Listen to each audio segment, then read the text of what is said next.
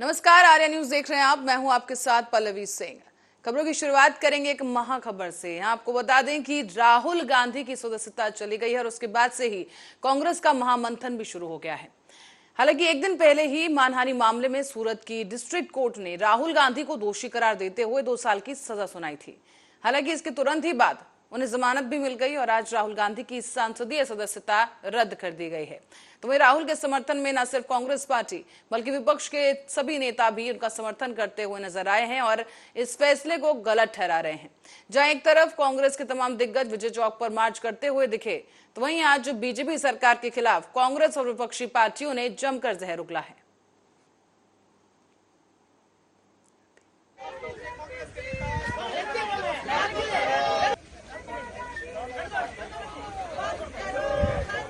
जी को डिस्क्वालीफाई करने के लिए सारे प्रयास किए और सच बोलने वालों को लोकतंत्र के उसूलों के अनुसार और संविधान के तहत और उसकी रक्षा के लिए और जनता के हकूक के लिए लड़ने वालों का मुंह बंद करने के लिए उनको सदन से बाहर डाला गया है।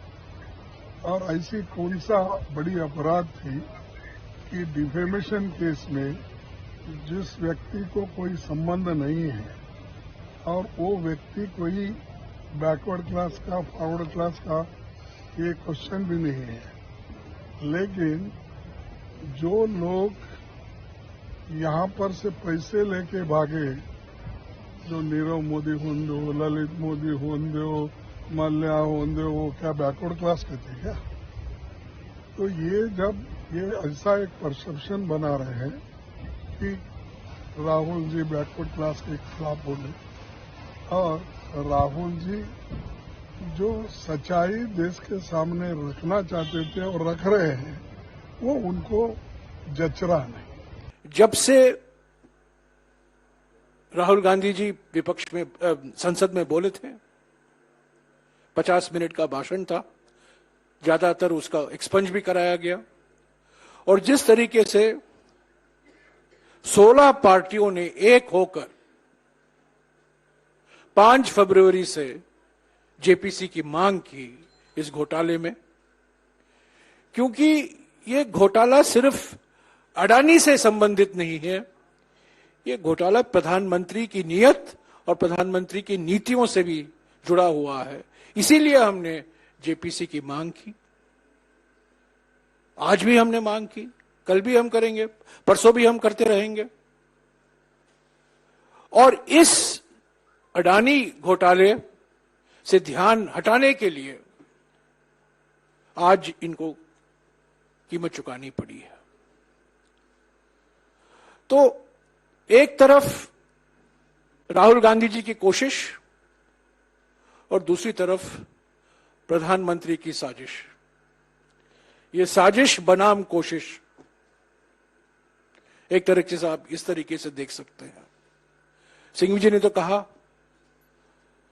कानून के अनुसार अगले कदम हम लेंगे, समय है हमारे लिए और कानून में कई ऐसे दरवाजे हैं हमारे लिए जो हम खटखटाएंगे। पर यह सिर्फ कानूनी मुद्दा नहीं है, ये मौलिक तौर से राजनीतिक मुद्दा है। The issue before us is political even before legal.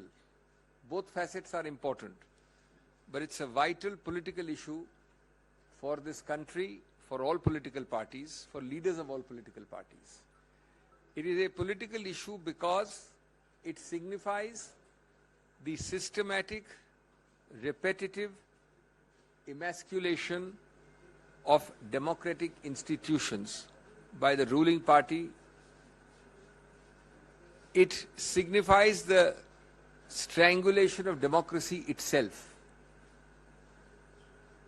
We know that defamation is an exception to free speech. But over the last several years, we have had repeated examples of unthinkable assaults on freedom of speech, more importantly, on freedom after speech. After speech, you are told that you will be visited with the worst possible consequences, be it criminal, be it civil, be it incarceration, be it intimidation, be it harassment in every sphere of your life. We all know that Shri Rahul Gandhi has been speaking out fearlessly inside and outside Parliament. He has spoken on social issues, on economic issues, on political issues, without any fear or inhibition, frankly and candidly, through you to India. Clearly, he is paying a price for it.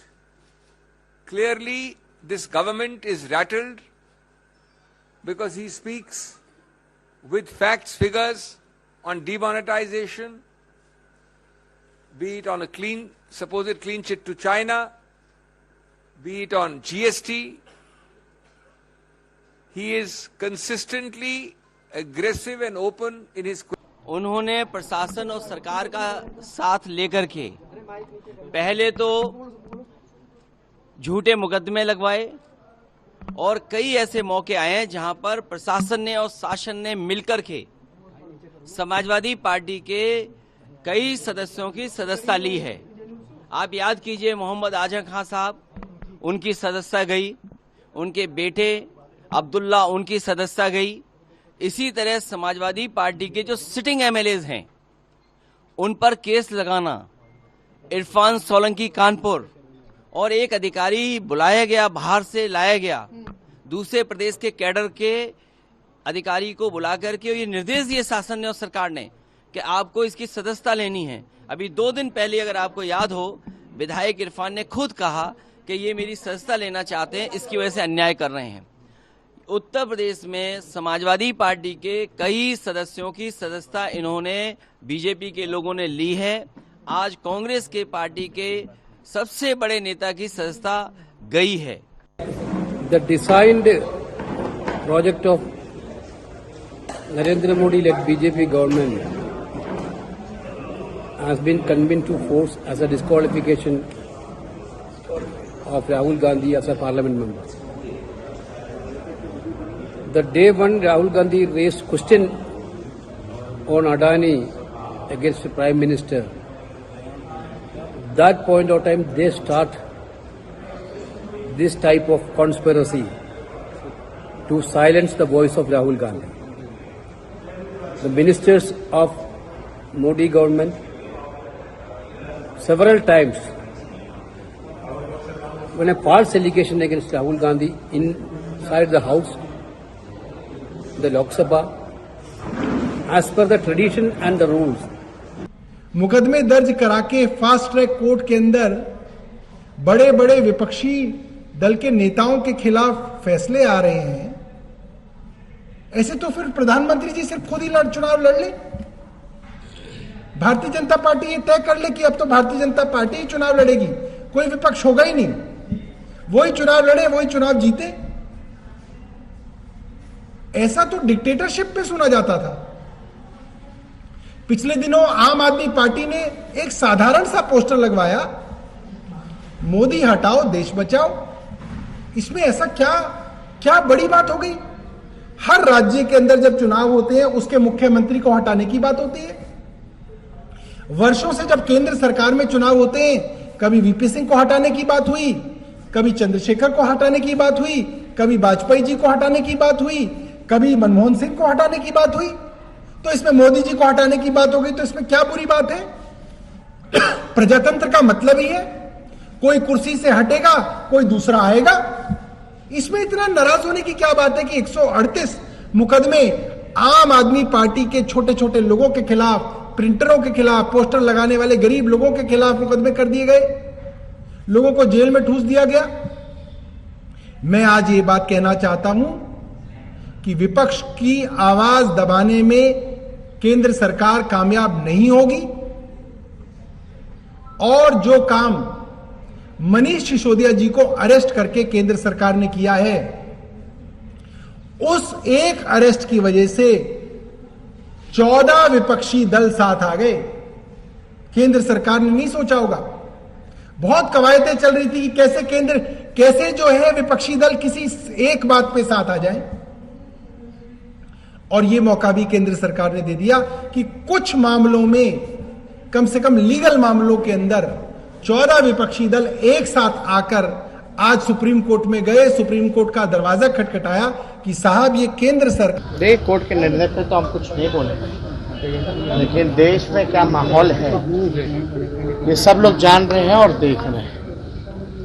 बार बार लालू जी कई बार, अभी से नहीं 2014 से ही कह रहे हैं कि यहाँ घोषित इमरजेंसी नहीं, अघोषित इमरजेंसी पूरी तरीके से लागू हो चुकी है। गैर भाजपाई नेताओं को या भाजपा के खिलाफ कोई भी व्यक्ति, चाहे किसी भी प्रोफेशन का हो, अगर सच बोलता है, उनको आईना दिखाता है, तो षड्यंत्र रच के किसी ना किसी तरीके से कार्रवाई करवाई जाती है। और ये साफ तौर पे जो हुआ है, इस फैसले पे तो हम कुछ नहीं कहेंगे, लेकिन देश का हर एक व्यक्ति जान रहा है कि राहुल गांधी जी के साथ ऐसा क्यों हुआ। और हम इतना जरूर कहेंगे कि विपक्ष के सभी लोग, कांग्रेस के सभी साथी, सभी रीजनल पार्टी जो भी इनके वैचारिक विरोधी हैं, सभी लोगों को देर नहीं करना चाहिए। एक होकर के मजबूती के साथ लड़ाई लड़ने की जरूरत है। और ये एक्शन ये भी दिखाता है कि Modi ji is nervous, he is not confident about 2024 general election.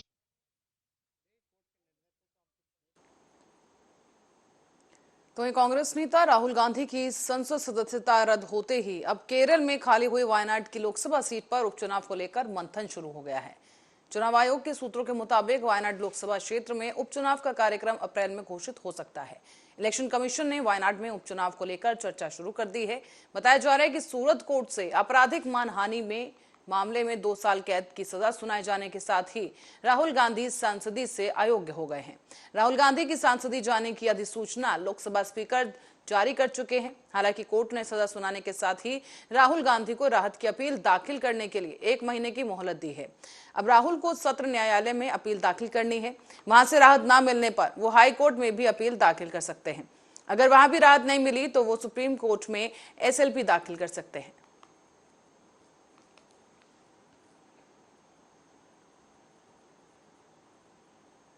Punjab में खालिस्तान समर्थक संगठन वारिस पंजाब दे के प्रमुख अमृतपाल सिंह की गिरफ्तारी को लेकर चल रही कार्रवाई पर कनाडा के विदेश मंत्री मेलानी जॉली की टिप्पणी, उसका जवाब भारत ने दिया है। भारत ने कहा कि विदेशी लोगों से आग्रह है कि वो सोशल मीडिया पर कुछ तत्वों के द्वारा शेयर किए जा रहे गलत बयानों के झांसे में न आए। विदेश मंत्रालय के प्रवक्ता अरिंदम बागची ने मीडिया ब्रीफिंग करते हुए कहा कि मैंने संसदीय चर्चा में इस संदर्भ में कनाडा की विदेश मंत्री की टिप्पणी देखी है और पंजाब में अधिकारी भगोड़े अमृतपाल सिंह को पकड़ने के लिए कार्रवाई की जा रही है। पंजाब के संबंधित अधिकारी नियमित आधार पर उस ऑपरेशन के बारे में जानकारी साझा कर रहे हैं और हम विदेश में लोगों से आग्रह करेंगे कि वो सोशल मीडिया पर कुछ तत्वों के द्वारा प्रसारित गलत और प्रेरित बयानों के झांसे में न आए। कनाडा की विदेश मंत्री मेलानी जॉली ने सदन में भारतीय मूल के कैनेडियाई सांसद एकविंदर एस गहिर के एक सवाल के जवाब देते हुए कहा कि हम पंजाब की स्थिति से अवगत हैं और हम बहुत बारीकी से इस पर नजर रख रहे हैं। हमें आशा है कि ये स्थिति बेहतर होगी और हम समुदाय यानी कि सिख समुदाय के कई सदस्यों की जो चिंताएं हैं उन्हें दूर करना जारी रखेंगे। आप हम पर भरोसा कर सकते हैं।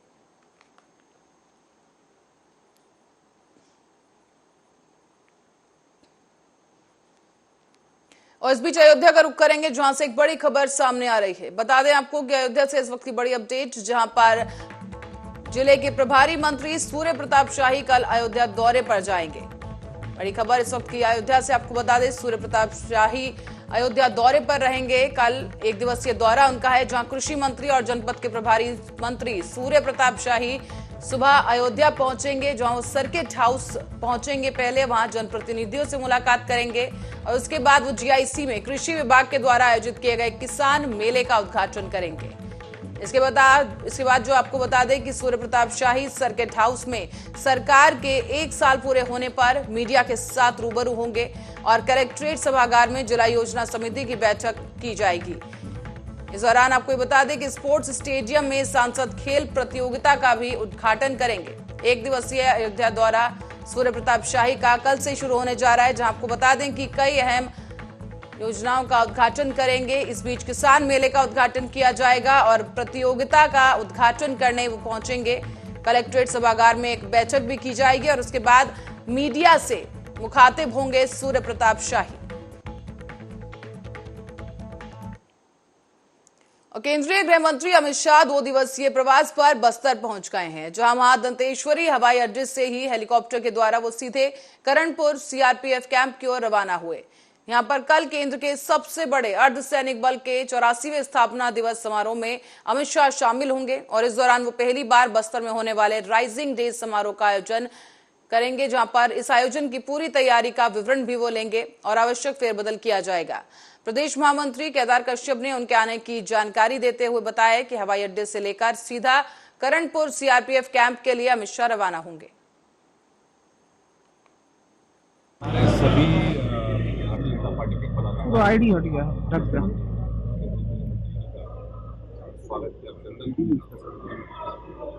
स्वागत किसका है सोच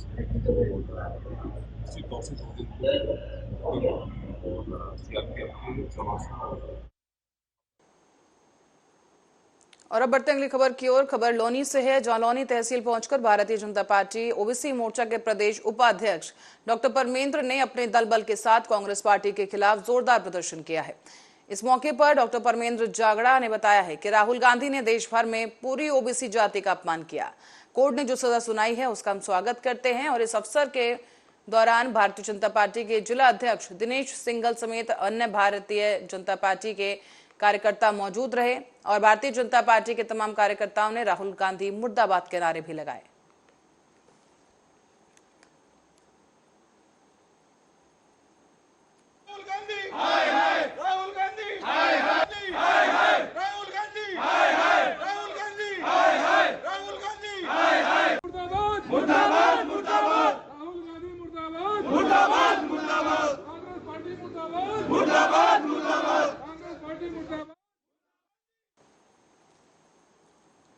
और अब खबर मध्य प्रदेश के विदिशा से है। बता दें कि गुरुवार को जिला कांग्रेस कमेटी कार्यालय में प्रेस वार्ता का आयोजन किया गया, जहां पर प्रेस वार्ता में प्रदेश कांग्रेस कमेटी के आह्वान पर यह बैठक की गई है। इस प्रेस वार्ता में जिला कांग्रेस कमेटी अध्यक्ष कमल सिलाकारी ने कहा कि मुख्यमंत्री शिवराज सिंह चौहान युवा पंचायत क्यों बुला रहे हैं और युवा नीति पर क्यों काम कर रहे हैं, जबकि उन्हें युवाओं की कोई नहीं पड़ी। कांग्रेस कमेटी ने जो परिपत्र दिया है उसमें जो भी आंकड़े दिए ये सरकारी आंकड़े हैं। हमारे द्वारा विधानसभा में क्वेश्चन लगाए जाते हैं सभी विधायकों के द्वारा और जो सरकार जवाब देती है उसका संकलन मध्य प्रदेश कांग्रेस कमेटी करती है और वो आंकड़े जारी करती है। बहुत ही शर्मनाक बात है कि इतनी बड़ी संख्या में आत्महत्या युवा कर रहे हैं और सरकार एक युवा नीति बनाने की बात कर रही है। आत्महत्या का कारण क्या हुआ है, उसकी वजह बताएं। डिप्रेशन। कांग्रेस कमेटी ने जो परिपत्र दिया है उसमें बड़े महत्वपूर्ण मुद्दे पर पूरे मध्य प्रदेश में हर जिला मुख्यालय पर ये प्रेस कॉन्फ्रेंस का आयोजन हो रहा है, जिसमें ये कहा गया है कि युवा नीति आज 18 साल से क्यों नहीं बन पाई। ये शिवराज सिंह जी से प्रश्न किया है हम लोगों ने, प्रदेश कांग्रेस कमेटी के अध्यक्ष आदरणीय कमलनाथ जी ने, और ये युवा नीति के नाम से फिर से झूठी घोषणाएं कर रहे हैं घोषणावीर मुख्यमंत्री के रूप में। और आज लोगों को युवा नीति की ज़रूरत नहीं है, प्रदेश के नौजवानों को रोजगार की ज़रूरत है। आज 40 लाख लोग मध्य प्रदेश में बेरोजगार हैं, नौजवान भी हैं, शहर के भी हैं, गांव के हैं। और यदि हम 50% युवा आबादी मानते हैं मध्य प्रदेश की, तो ये प्रतिशत बेरोजगारों का 1 करोड़ से ऊपर निकल जाएगा। तो ये गंभीर समस्या है और इस तरह से सरकारी धन का दुरुपयोग करके बाहर की एजेंसियों को लगाकर ये उन्हें ठेके पे दे रहे हैं रोजगार करने के लिए, उनके थ्रू स्क्रूटनी करवा रहे हैं, उनके थ्रू चयन करवा रहे हैं। व्यापम में भ्रष्टाचार हुआ, अब उनमें भ्रष्टाचार हो रहा है। 25,000 का टारगेट एक बम्बई की कंपनी को दिया था और उसमें से पूरा हुआ मुश्किल से 4,000 लोगों का चयन।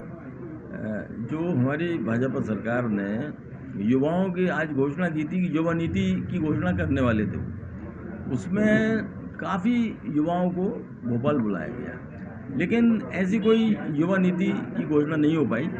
और हमारा कहना ये है कि पिछले उनके शासनकाल में जो दुर्गति हुई है युवकों को रोजगार की, व्यापक घोटाले हुए और जो एक नई जो आत्महत्या के जो आंकड़े हैं वो हमको चिंतित करें। और उस वजह से हमारे प्रदेश कांग्रेस ने ये हमको निर्देशित किया कि हर जिले में प्रेस कॉन्फ्रेंस करके। मध्य प्रदेश के नागदा में केमिकल डिवीजन उद्योग नागदा में गुरुवार को एक दुर्घटना घटी है जिसमें 4 मजदूर घायल हो गए। इसमें से 3 को इंदौर रेफर किया गया, जबकि बताया जा रहा है कि यह हादसा उद्योग में हाइड्रोजन लाइन के मेंटेनेंस के दौरान हुआ। इस मामले में औद्योगिक स्वास्थ्य सुरक्षा विभाग के संभागीय अधिकारी अरविंद शर्मा ने दुर्घटना की पुष्टि की है।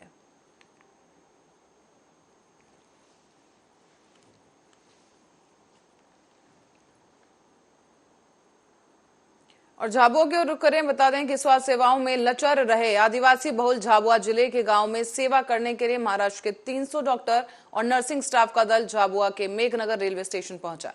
यहां 1 हफ्ते के लिए राष्ट्र के नाम आयोजन के दौरान मेघनगर रेलवे स्टेशन पर पश्चिम एक्सप्रेस से डॉक्टरों का दल पहुंचा है, जहां पर संघ के पदाधिकारियों ने सभी डॉक्टरों का हिंदू संस्कृति के अनुसार तिलक लगाकर और पुष्प वर्षा कर जनजाति समाज के रीति रिवाज के साथ पगड़ी बांधकर ढोल नगाड़ों के बीच उनका स्वागत किया है। हम महाराष्ट्र से आए हैं, 300 मेडिकल छात्रों को लेकर आए हैं। हमारा यह उद्देश्य है कि हम गांव में जाके वहां के लोगों के साथ रहे, उनका मेडिकल चेकअप करवाएं, उनको थोड़ा काउंसलिंग करवाएं और उनके साथ रहे, उनका जो खान पान है, उनका रहना है, वो हम देखें उनके साथ। हम महाराष्ट्र से लगभग 300 डॉक्टर्स, जिसमें मेडिकल स्टूडेंट्स और प्रैक्टिशनर डॉक्टर्स हैं, जो हर साल हम एक कार्यक्रम चलाते हैं जिसका नाम है 1 वीक फॉर नेशन, जिसमें 7 दिन के लिए हम किसी वनवासी ट्राइबल एरिया में जाते हैं और उसमें 2 पार्ट होते हैं। एक तो अपने वन बंधुओं के लिए कुछ मेडिकल कैंप करना, उनकी सेवा करना। यहाँ पे हम समाज सेवा के हेतु से आए हैं। आरएसएस के थ्रू हमारा सेवांकुर का एक कैंप है, उस कैंप के थ्रू हम यहाँ पे आए हैं। हम झाबुआ में आए हैं मध्य प्रदेश में, महाराष्ट्र से हम सब आए हैं और यहाँ पे हम सेवा के उद्देश्य से और 7 दिन का एक कैंप है हमारा। हम यहाँ पे लोगों की चेकअप करेंगे और लोगों के समस्याओं के साथ, उनके घरेलू जो भी कंडीशंस है उन सब के साथ हम एक रहेंगे और उनसे उनकी समस्याओं का समाधान करने की कोशिश करेंगे।